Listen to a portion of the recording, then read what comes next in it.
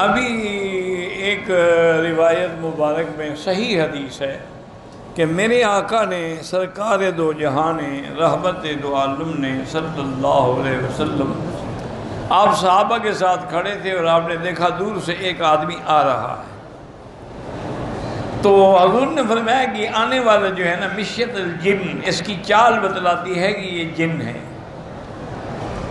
وہ قریب آ گیا، اس نے آگے حضور پہ سلام عرض کیا۔ حضور نے فرمایا کون ہو تم؟ انہوں نے کہا حضور میں جن ہوں۔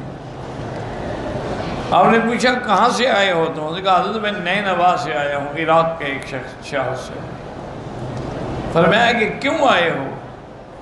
انہوں نے کہا حضور میں الحمدللہ حضرت موسیٰ علیہ السلام کی زبان سے میں نے خود تورات سنی، اب میں چاہتا ہوں کہ آپ سے بھی قرآن سنوں۔ تو اب موسیٰ علیہ السلام اور حضور کے درمیان میں 1200 سال ہے، یعنی 1200 سال کے بعد ٹھیک حضور پاک نے پھر قرآن کی تلاوت کی، قرآن سنا، اس نے وہ اسلام لے آیا۔ تو جنوں کی عمر جو ہے انسانوں میں بہت کم ہوتے ہیں، جیسے حضرت سلمان فارسی، ان کی عمر بھی 250 سال تھی۔ من مکہ حبیبی نور سطع المدینہ